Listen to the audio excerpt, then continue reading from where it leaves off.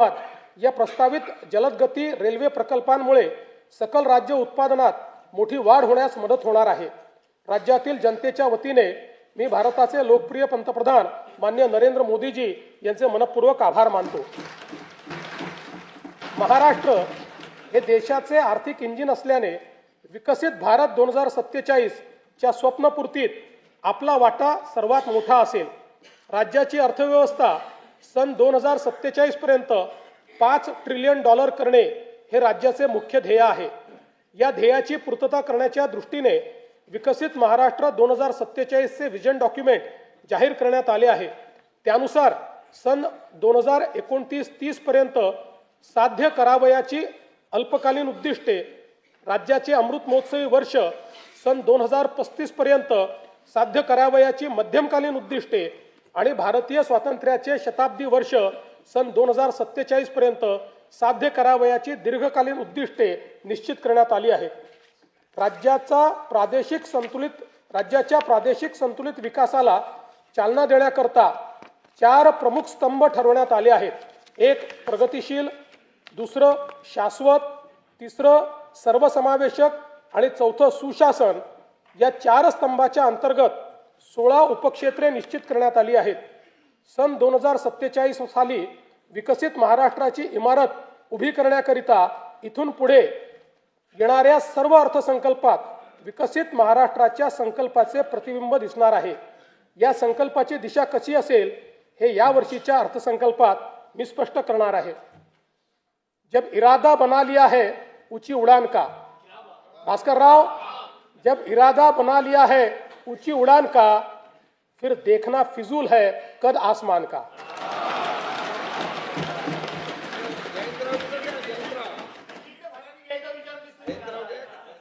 स्तंभ पहिला प्रगतिशील महाराष्ट्र, उपक्षेत्र पहिले कृषी संलग्न क्षेत्र आणि ग्रामीण विकास। राज्याचा कृषी जीडीपी सन 2047 पर्यंत $55 अब्ज वरनं $500 अब्ज वर नेण्याचे उद्दिष्ट ठेवण्यात आले आहे।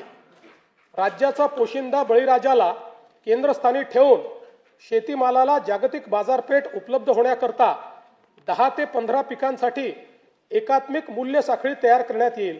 शेतकऱ्यांना सुलभतेने सेवा देण्याकरता ॲग्रीस्टॅक, महावेद, महाडीबीटी आणि इतर डिजिटल प्लॅटफॉर्म्सद्वारे शेतकऱ्यांसाठी एकात्मिक परिसंस्था निर्माण करण्याचे उद्दिष्ट आहे।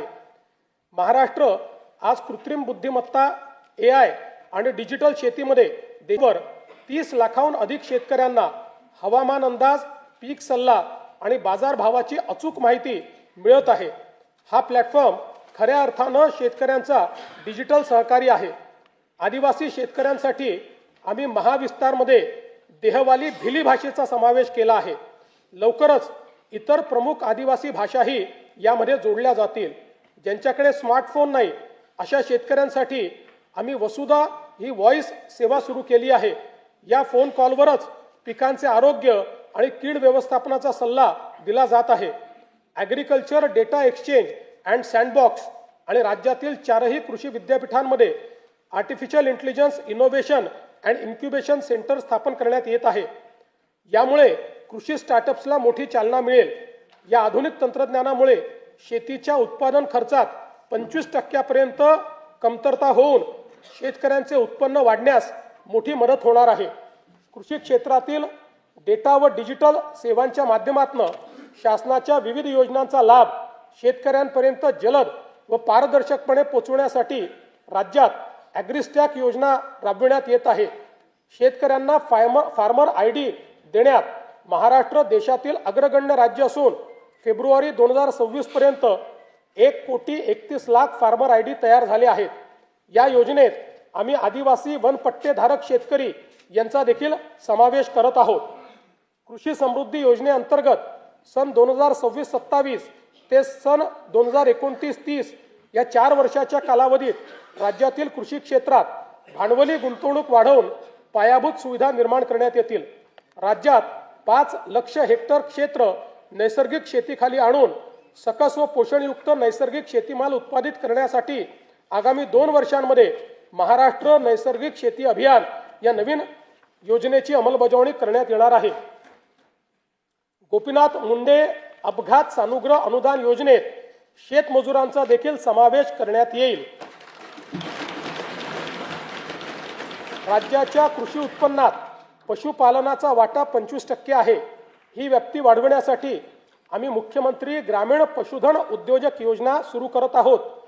पशुसंवर्धन आणि मत्स्य व्यवसायाला आता कृषी समकक्ष दर्जा देण्यात आला आहे। त्यामुळे या क्षेत्रालाही शेतीप्रमाणे सर्व पायाभूत सुविधा आणि सवलती मिळतील, ज्यामुळे मत्स्य आणि पशुजन्य उत्पादनात मोठी वाढ होईल। संयुक्त राष्ट्र संघटनेने हे वर्ष आंतरराष्ट्रीय महिला शेतकरी वर्ष म्हणून घोषित केले आहे। त्यानिमित्त महिला गोपालक, कुक्कुटपालक आणि शेळीपालकांसाठी आम्ही विशेष प्रोत्साहनपर कार्यक्रम राबविणार आहोत। मत्स्य व्यवसाय क्षेत्राच्या विकासासाठी प्रतिवर्षी 1240 कोटी रुपये आर्थिक भाराच्या मुख्यमंत्री मत्स्य संपदा योजनेस मान्यता देण्यात आली आहे। या योजनेमुळे राज्यातील मच्छीमारांचे आर्थिक व सामाजिक विकासाबरोबरच पायाभूत सुविधा निर्मितीमुळे मत्स्य उत्पादनात वाढ होणार आहे। मुख्यमंत्री ग्राम सडक योजना टप्पा 1 अंतर्गत 97% कामे 30,000 किलोमीटरपेक्षा जास्त पूर्ण झाली असून उर्वरित कामे मार्च 2026 पर्यंत पूर्ण करण्याचे नियोजन आहे।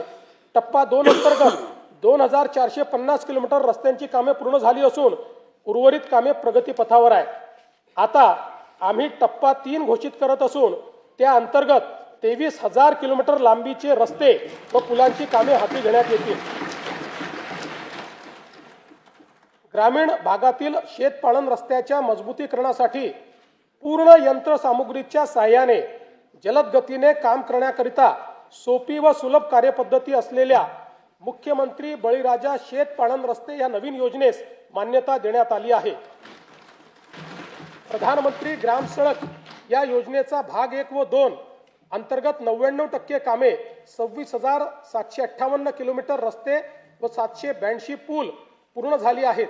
प्रधानमंत्री ग्राम सडक योजनेचा भाग 3 अंतर्गत 6,331 किलोमीटर लांबीचे 393 रस्त्यांच्या कामापैकी 5,086 किलोमीटर लांबीची 6,673 कामे तसेच 223 पुलांच्या कामांपैकी 57 पुलांची कामे पूर्ण झाली आहेत। उर्वरित कामे प्रगतीपथावर आहेत। प्रधानमंत्री ग्राम सडक योजना भाग 4 अंतर्गत लोकवस्तीशी न जोडलेल्या वाड्या वस्त्या बारमाही रस्त्याने जोडण्याची कामे हाती घेण्यात येणार आहेत। प्रधानमंत्री आवास योजना ग्रामीण टप्पा 2 अंतर्गत सन 2024-25 व 25-26 करिता 27,87,000 मंजूर घरकुलांपैकी 3,57,000 घरकुले पूर्ण झाली असून उर्वरित घरकुलांची कामे प्रगतीपथावर आहेत।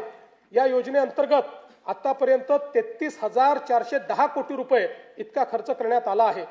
प्रधानमंत्री आवास योजना शहरी व ग्रामीण अंतर्गत बांधण्यात येणाऱ्या घरांवर रूफटॉप सोलर लावण्यासाठी अतिरिक्त अनुदान उपलब्ध करून ऊर्जा स्वावलंबन साध्य करण्यात येणार आहे।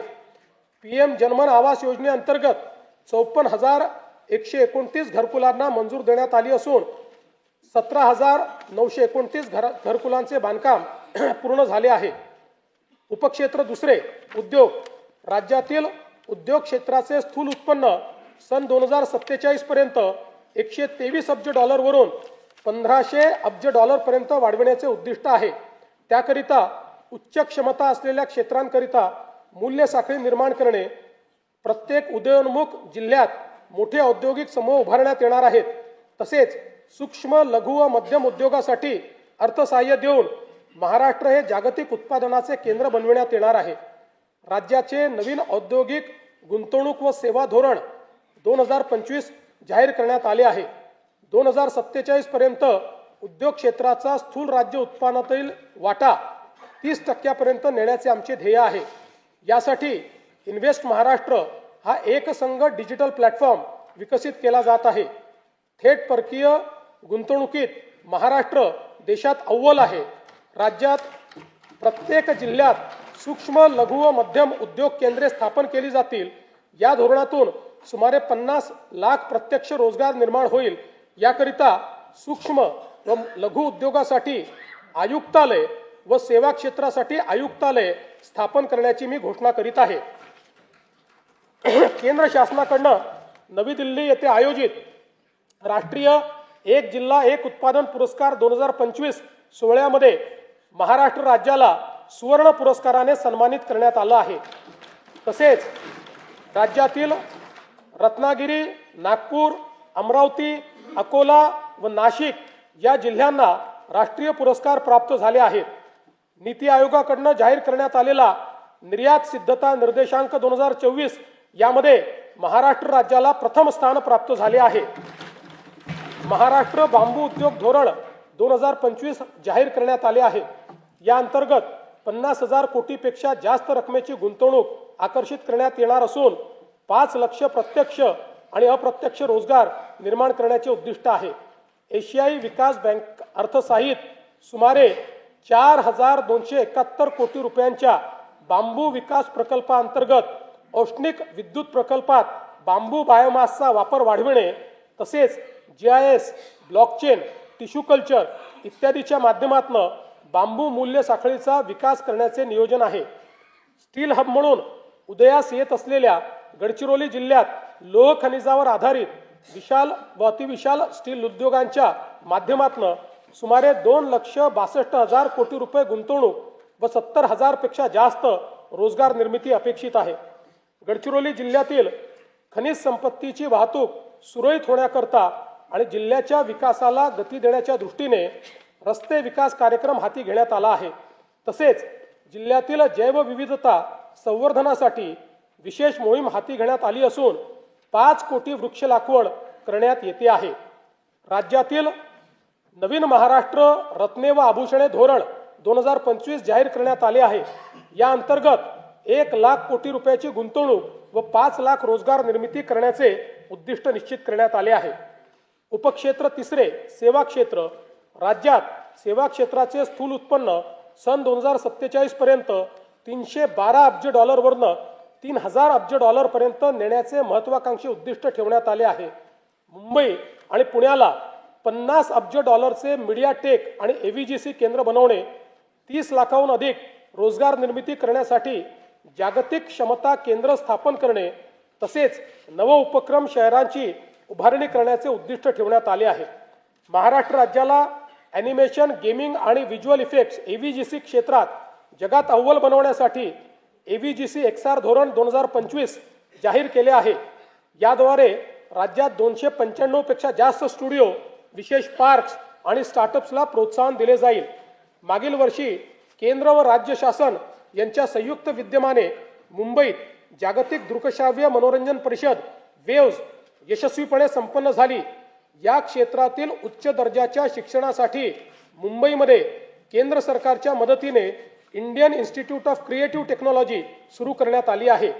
विकसित महाराष्ट्र 2047 या दृष्टिकोनाशी सुसंगत महाराष्ट्र जागतिक क्षमता केंद्र GCC धोरण 2025 तयार करण्यात आले आहे। मला सांगताना आनंद वाटतो की महाराष्ट्रातील पुणे हे GCC साठी देशातील सर्वाधिक पसंतीचे स्थान ठरत आहे। राज्यात या धोरणाच्या माध्यमातून 400 नवीन जागतिक क्षमता केंद्र स्थापन करण्यात येणार असून 4 लाख उच्च कुशल नोकरीच्या संधी निर्माण करण्याचे उद्दिष्ट आहे। उपक्षेत्र चौथे पर्यटन राज्यात येणाऱ्या पर्यटकांची संख्या सन 2047 पर्यंत वार्षिक 16 कोटीहून 38 कोटीपर्यंत वाढवण्याचे उद्दिष्ट आहे। त्याकरिता मुंबई, सिंगापूर आणि दुबईमध्ये पर्यटन गुंतवणूक कक्ष सुरू करणे, खासगी गुंतवणूक आकर्षित करून जागतिक दर्जाची पर्यटन स्थळे व पर्यटन परिपथ विकसित करणे तसेच प्रवास 100% डिजिटाइज करून पर्यटन परिसंस्था निर्माण करण्याचे उद्दिष्ट ठेवण्यात आले आहे। महाराष्ट्र पर्यटन विकास महामंडळाच्या सुवर्ण महोत्सवी वर्षानिमित्त निवडक 50 पर्यटन स्थळी पायाभूत सुविधा अत्याधुनिक करण्यासाठी प्रादेशिक पर्यटन विकास योजनेतून प्राधान्याने निधी उपलब्ध करून देण्यात येईल। सातारा जिल्ह्यातील सह्याद्री पर्वत रांगांमध्ये वसलेला वासोटा किल्ला हा छत्रपती शिवाजी महाराजांच्या शौर्याचे आणि रणनीतीचे प्रतीक आहे। पर्यटकांच्या सुरक्षित, सुलभ व पर्यावरणपूरक प्रवेशाकरता मुनावळे ते वासोटा किल्ला रोपवे प्रकल्प करण्याचे नियोजित करण्यात आले आहे। नाशिक येथे रामकाल पथ विकास प्रकल्पाअंतर्गत करण्यात येणारी कामे प्रगतीपथावर आहेत। राज्यातली तिसरी चित्रनगरी नवरगाव तालुका रामटेक जिल्हा नागपूर येथे विकसित करण्यात येणार आहे। रामटेक येथे रामसृष्टी व कालिदास सृष्टी उभारण्यात येईल। तसेच महाकवी कालिदास यांचे जीवनचरित्र सर्वसामान्य जनतेला व नवीन पिढीला कळावे याकरिता चित्रपट निर्मितीसाठी आवश्यक ते सहकार्य केले जाईल। देशातील एकूण 12 ज्योतिर्लिंगांपैकी राज्यात असलेल्या 5 ज्योतिर्लिंगांच्या तीर्थक्षेत्र विकास आराखड्याची प्रभावी व तात्काळ अंमलबजावणी करण्यासाठी भारतीय प्रशासकीय सेवेतील 5 वरिष्ठ अधिकाऱ्यांकडे नियमित आढावा, समन्वय व नियंत्रण करण्याची जबाबदारी सोपवण्यात आली आहे। पंढरपूर मंदिर विकास आराखड्याच्या पहिल्या टप्प्यातील कामे पूर्णत्वाच्या मार्गावर असून पुढील विकास कामांचे नियोजन प्रगतीत आहे। महानुभाव पंथीयांच्या विविध धार्मिक स्थळांच्या ठिकाणी पायाभूत सुविधांचा विकास करण्याची कामे प्रगतीपथावर असून त्याकरिता आवश्यक निधी उपलब्ध करण्यात येईल। स्तंभ दुसरा, शाश्वत उपक्षेत्र पहिले, शाश्वत शहरी विकास। 2047 पर्यंत राज्याची नागरी लोकसंख्या 70% होणार असून स्थूल राज्य उत्पन्नात या घटकाचे 75 ते 80% योगदान असणार आहे। राज्यात शाश्वत शहरी विकास करण्याकरता 10 पेक्षा जास्त सक्षम प्रादेशिक विकास प्राधिकरणे स्थापन करणे, 50 पेक्षा अधिक सुनियोजित बहुउपयोगी शहरी समूह विकसित करणे, वाहतूक केंद्रित विकास तसेच शहरी स्थानिक स्वराज्य संस्थांच्या सेवा 100% डिजिटाइज करण्याचे नियोजन आहे। मुंबई महानगर प्रदेशाची अर्थव्यवस्था 2030 पर्यंत 140 अब्ज डॉलरवरून 300 अब्ज डॉलर पर्यंत नेण्याचे उद्दिष्ट ठेवण्यात आले आहे। वडाळा येथे जागतिक दर्जाचे स्टार्टअप आणि इनोव्हेशन हब स्थापन करण्यासाठी 130 एकर जमीन वाटप करण्यात आली आहे। मुंबई अहमदाबाद बुलेट ट्रेन मार्गातील ठाणे ते तलासरी मधील 3 स्थानकाचे काम 2027 अखेर पूर्ण होणार आहे। बुलेट ट्रेन प्रकल्पाद्वारे निर्माण होणाऱ्या आर्थिक मूल्याचा फायदा घेण्यासाठी विरार, बोईसर आणि ठाणे बुलेट ट्रेन स्थानकाभोवतीच्या क्षेत्राच्या विकासाकरता बृहद आराखडा तयार करण्यात येईल। अटल बिहारी वाजपेयी शिवडी नावासेवा अटल सेतू परिसरात तिसरी मुंबई 3.0 विकसित करण्यात येईल। या अंतर्गत कर्नाळा साई चिरनेर, रायगड पेण आणि नवी मुंबई आंतरराष्ट्रीय विमानतळ अधिसूचित क्षेत्र ही ग्रीनफील्ड विकास केंद्रे म्हणून विकसित करण्याचे नियोजन आहे। वाढवण जिल्हा पालघर जवळ चौथी मुंबई विकसित करण्याचे नियोजित असून त्या अंतर्गत लॉजिस्टिक्स आणि वेअर हाऊसिंगसाठी विकास केंद्रे निर्माण करण्यात येतील। झोपडपट्टी पुनर्वसन प्राधिकरणामार्फत मुंबई महानगर प्रदेशातील 20 लाख झोपडपट्टी धारकांच्या घरांच्या पुनर्विकासासाठी तसेच भाडे तत्वावरील घरांसह 10 लाख परवडणारी घरे विकसित करण्यासाठी बृहद आराखडा तयार करण्यात येत आहे। मुंबई महानगर प्रदेशात नवीन बेकायदेशीर बांधकामे होणार नाहीत याची खात्री करण्यासाठी GIS आधारित मॅपिंगचा वापर करून नो न्यू स्लम फ्रेमवर्क विकसित करण्यात येणार आहे। सदर फ्रेमवर्क पुढे इतर शहरात देखील लागू करण्यात येईल। केंद्र शासनाकडून नीती आयोगामार्फत देशभरातील निवडक क्षेत्रांचा आर्थिक वाढीचा रोडमॅप तयार करण्यात येत आहे। मुंबई महानगराच्या धर्तीवर पुणे, नाशिक, नागपूर व छत्रपती संभाजीनगर ग्रोथ हब प्रकल्पाचा विकास आराखडा तयार करण्यात येणार आहे। नागपूर शहराच्या आर्थिक वाढीला चालना देण्यासाठी नवीन नागपूर म्हणून व्यापार व वित्तीय केंद्र विकसित करण्यात येणार आहे। नागपूर शहराच्या विकास व विस्ताराला चालना देण्यासाठी नागपूर रिंग रोडला देखील मान्यता देण्यात आली आहे। उपक्षेत्र दुसरे, वाहतूक व माल पुरवठा व्यवस्थापन।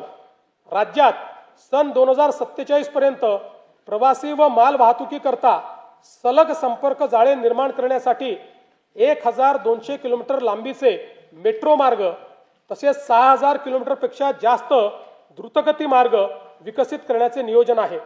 मुंबई, पुणे व नागपूर शहरामध्ये एकूण 490 किलोमीटर लांबीच्या मेट्रो मार्गिका उभारण्याचे काम हाती घेण्यात आले असून त्यापैकी 173 किलोमीटर लांबीच्या मार्गिका वाहतुकीसाठी खुल्या करण्यात आल्या आहेत। तसेच आगामी वर्षात 50 किलोमीटर लांबीच्या मार्गिका वाहतुकीसाठी खुल्या करण्याचे नियोजन आहे। सन 2029 पर्यंत आणखी 165 किलोमीटर लांबीच्या मेट्रो मार्गिका या सुरू करण्यात येणार आहेत। वडाळा ते gateway of India Mumbai metro मार्गिका 11 हा 23,487 कोटी रुपये किमतीचा पूर्णतः भूमिगत प्रकल्प हाती घेण्यात आला आहे। या प्रकल्पाचा विस्तार धारावी पुनर्वसन प्रकल्पातून पुढे वांद्रे उपनगरीय स्थानक व वांद्रे टर्मिनस पर्यंत करण्याचे नियोजन आहे. मुंबई विमानतळ आणि नवी मुंबई विमानतळ यांना जोडणारा मुंबई मेट्रो मार्ग 8 हा 22,862 कोटी रुपये किमतीचा प्रकल्प हाती घेण्यात येणार आहे.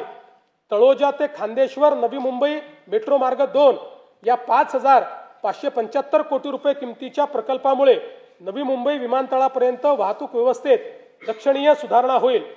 रस्त्यावरील वाहतूक कोंडी दूर करण्यासाठी मुंबई आणि पुणे शहरात भुयारी मार्गांचे जाळे उभारण्याचा शासनाचा मानस आहे. मुंबई शहरातील ऑरेंज गेट पूर्व मुक्त मार्ग ते मरीन ड्राईव्ह दरम्यान भुयारी मार्ग प्रकल्पाच्या लॉन्चिंग शाफ्टचे बांधकाम पूर्ण झाले आहे. हा प्रकल्प डिसेंबर 2028 पर्यंत पूर्ण करण्याचे नियोजन आहे. मुंबईतील पूर्व आणि पश्चिम परिसराला जोडणाऱ्या गोरेगाव मुलुंड या भुयारी मार्गाच्या पहिल्या टप्प्याचे काम अंतिम स्तरावर आहे. ठाणे ते बोरिवली या 18,838 कोटी रुपये किमतीच्या भुयारी मार्गाचे काम प्रगतीपथावर असून जून 2028 पर्यंत तो पूर्ण करण्याचे नियोजन आहे. खारघर ते तुर्भे या सुमारे 6 किलोमीटर लांबीच्या 2,100 कोटी रुपये किमतीच्या भुयारी मार्गाचे काम सप्टेंबर 2028 पर्यंत पूर्ण करण्याचे नियोजन आहे. एकात्मिक भुयारी मार्ग रस्ता प्रकल्पांतर्गत वांद्रे वरळी सागरी सेतू ते बुलेट ट्रेन स्थानक, वांद्रे कुर्ला संकुल ते छत्रपती शिवाजी महाराज आंतरराष्ट्रीय विमानतळ जोडण्यात येणार आहे. गायमुख जंक्शन ते फाउंटन हॉटेल जंक्शन दरम्यान सुमारे 6 किलोमीटर लांबीचा भुयारी मार्ग व फाउंटन हॉटेल ते भाईंदर दरम्यान 9 किलोमीटर लांबीचा उन्नत मार्ग प्रस्तावित आहे. पूर्वेकडील अटल सेतू ते पश्चिमेकडील सागरी किनारा मार्ग आणि वांद्रे वरळी सागरी सेतू यांच्या दरम्यान सिग्नल विरहित वाहतुकीकरता शिवडी वरळी या उन्नत मार्गाचे काम प्रगतीपथावर असून सप्टेंबर 2026 पर्यंत हे काम पूर्ण करण्याचे नियोजन आहे. ऐरोली ते कटई नाका या उन्नत मार्गाचे भाग 3 चे काम हाती घेण्यात येत आहे. ठाणे ते नवी मुंबई आंतरराष्ट्रीय विमानतळ असा उन्नत मार्ग बांधण्याच्या प्रकल्पाला मान्यता देण्यात आली आहे. अटल सेतू ते मुंबई पुणे द्रुतगती मार्गापर्यंत 1,102 कोटी रुपये किमतीचा उन्नत मार्ग फेब्रुवारी 2027 पर्यंत पूर्ण करण्याचे नियोजन आहे. दक्षिण मुंबईला समृद्धी महामार्गाशी थेट जोडण्याकरता छेडानगर ते आनंदनगर व आनंदनगर ते साकेत ठाणे या उन्नत मार्गाचे काम डिसेंबर 28 पर्यंत पूर्ण करण्याचे नियोजन आहे. तसेच साकेत ते आमणे या उन्नत मार्गाच्या कामाचा प्रकल्प अहवाल तयार करण्यात येत आहे. स्वातंत्र्यवीर सावरकर वांद्रे वर्सोवा सागरी सेतू या 18,121 कोटी रुपये किमतीच्या प्रकल्पाचे 4ही टप्प्याचे काम प्रगतीत असून हा प्रकल्प मे 2028 पर्यंत अखेरपर्यंत पूर्ण करण्याचे नियोजन आहे. वर्सोवा दहिसर भाईंदर या 22,166 कोटी रुपये किमतीच्या सुमारे 60 किलोमीटर लांबीचा किनारी मार्ग प्रगतीत असून डिसेंबर 28 अखेरपर्यंत पूर्ण करण्याचे नियोजन आहे. मुंबई वाढवण द्रुतगती जोडणी करण्याकरता उत्तम ते विरार या सुमारे 58,754 कोटी रुपये किमतीच्या सागरी सेतूचे काम हाती घेण्यात येत आहे. बाळकुम ते गायमुख या ठाणे किनारी रस्ता प्रकल्पाचे काम प्रगतीपथावर असून प्रकल्प डिसेंबर 2028 पर्यंत पूर्ण करण्याचे नियोजन आहे. अटल सेतूला नवी मुंबई आंतरराष्ट्रीय विमानतळाशी जोडण्याकरता उल्वे किनारी मार्गाचे काम जुलै 2026 पर्यंत पूर्ण करण्याचे नियोजन आहे. पनवेल ते कर्जत या 2,782 कोटी रुपये किमतीच्या प्रकल्पाचे काम अंतिम टप्प्यात असून तो लवकरच वाहतुकीसाठी खुला करण्याचे नियोजन आहे. मुंबई नागरी परिवहन प्रकल्प 3B या 14,907 कोटी रुपये किमतीच्या कामास मान्यता देण्यात आली असून त्यात राज्य शासनाचा 50% आर्थिक सहभाग आहे. या प्रकल्पाअंतर्गत बदलापूर कर्जत, आसनगाव ते कसारा, पनवेल ते वसई या दरम्यान सुमारे 69 किलोमीटर लांबीचे नवीन उपनगरीय रेल्वे कॉरिडॉर प्रस्तावित आहेत.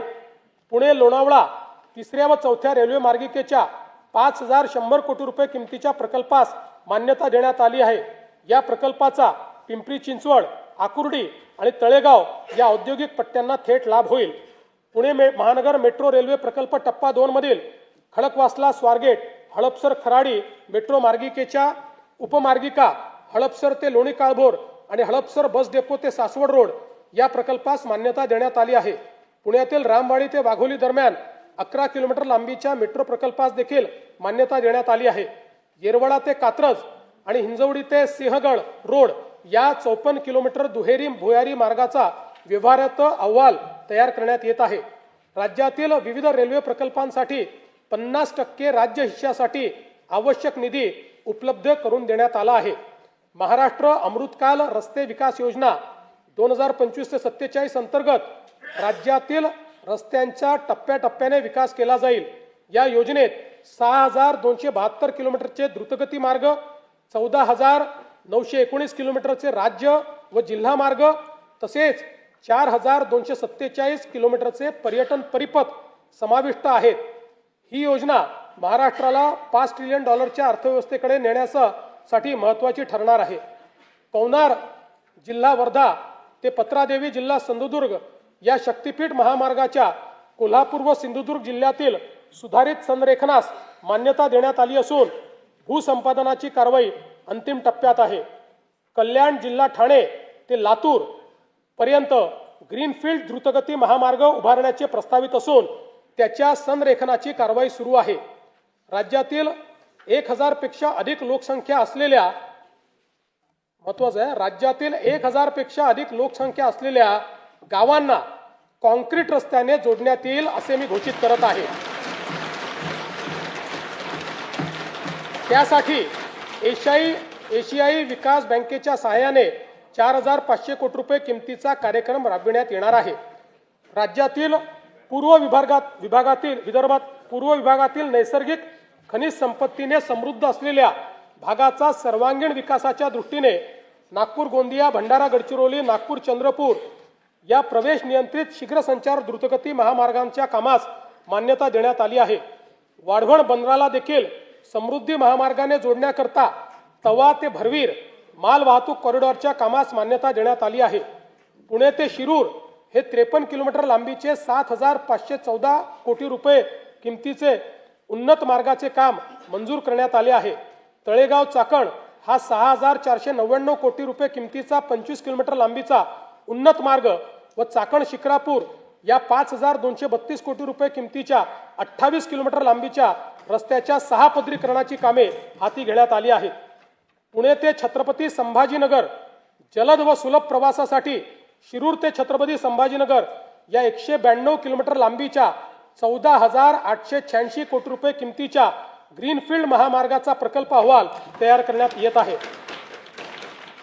छत्रपती संभाजीनगर विमानतळ ते वाळुंज MIDC दरम्यान उन्नत मार्गाचे काम 2 टप्प्यामध्ये करण्यात येईल. हडपसर यवत या 5262 कोटी रुपये किमतीच्या 31.50 किलोमीटर लांबीच्या 6 पदरी रस्त्याचे काम हाती घेण्यात आले आहे. नवी मुंबई आंतरराष्ट्रीय विमानतळावरून देशांतर्गत विमानसेवा 25 डिसेंबर 2025 पासून सुरू झाली आहे. छत्रपती संभाजीराजे आंतरराष्ट्रीय विमानतळ पुरंदर पुणेकरिता विशेष हेतू प्राधिकरणाची स्थापना करण्यास मान्यता देण्यात आली असून भूसंपादनाची प्रक्रिया अंतिम टप्प्यात आहे. गडचिरोली येथे ग्रीनफील्ड विमानतळासाठी भूसंपादनाची प्रक्रिया सुरू करण्यात आलेली आहे. लातूर, बारामती व अमरावती येथील विमानतळाच्या ठिकाणी रात्रीच्या उड्डाणाकरता सुविधा उपलब्ध करून देण्यात येणार आहे.